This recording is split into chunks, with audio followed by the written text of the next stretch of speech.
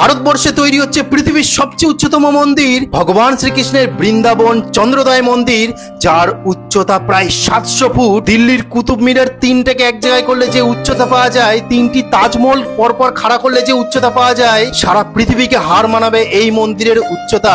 বন্ধুরা, এখনো পর্যন্ত পৃথিবীতে যেসব মন্দির, চার্চ, মসজিদগুলির উচ্চতা ছিল, তার মধ্যে তুর্কির একটি মসজিদ আছে যে সোফিয়া মসজিদ, তার উচ্চতা ছিল 180 ফুট। তারপরে তাজমহল আছে আমাদের, যেটি 239 ফুট উঁচু, এবং সর্বশেষ লন্ডনের সেন্ট পল চার্চ, যার উচ্চতা 364 ফুট। কিন্তু এই সমস্ত রেকর্ড ভেঙে ফেলেছে এই মন্দির, যেখানে আপনারা ছবিতে দেখতে পাচ্ছেন যে তার উচ্চতা কত এবং কতটা সুন্দরভাবে তৈরি হচ্ছে, যেখানে সনাতন ধর্মের পরম্পরায় নাগারা স্টাইলে এই মন্দিরকে তৈরি করা হয়েছে। এত উচ্চতম মন্দির বানানোর উদ্দেশ্য এই যে, আপনারা জানেন যে বৃন্দাবন হলো ভগবান শ্রীকৃষ্ণের লীলাক্ষেত্র। এই মন্দির বানানোর উদ্দেশ্য এই যে, এই 700 ফুট ওপরে থাকবে একটা স্পিড লিফট, যেটা অত্যন্ত টেকনোলজিক্যাল হিসেবে বানানো হয়েছে। এখানে মানুষ অল্প সময়ের মধ্যেই সেই 700 ফুট ওপরে চলে যাবে।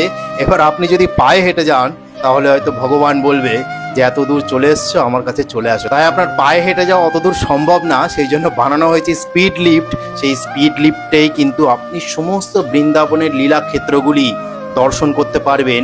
এছাড়াও তার আশেপাশে গড়ে উঠবে 12টি সুন্দর পুষ্পা বৃন্দা উদ্যান ক্ষেত্র, যেখানে সুন্দর সুন্দর ফলের গাছ, ফুলের গাছ, গাভী বিচরণ করবে, পরিষ্কার ঝিল থাকবে, যেটি মনে করিয়ে দেবে আপনাকে সত্যিই আপনি সেই দাপর যুগে আছেন। এবং এই মন্দিরের সিকিউরিটি জানলে আপনি অবাক হয়ে যাবেন, যেখানে বলা হচ্ছে এটা এমনই টেকনোলজিক্যালে তৈরি করা হচ্ছে, যেখানে অত্যন্ত ভূমিকম্পেও কিছু হবে না। ভয়ানক ভয়ানক ঝড় আসলেও মন্দিরের 1 মিটার কেউ নাড়াতে পারবে না। আপনারা জানেন যে মহাপ্রভুর একটা স্বপ্ন ছিল যে যত আছে নগরাদি গ্রাম, সর্বত্র প্রচার হইবে হরিনাম। সেই স্বপ্নই ধীরে ধীরে সফল করেছে সারা পৃথিবীতে হরিনামের মাধ্যমে, এবং ভারতবর্ষকে নতুন নতুন অত্যাধুনিক মন্দির উপহার দিয়ে ইসকন।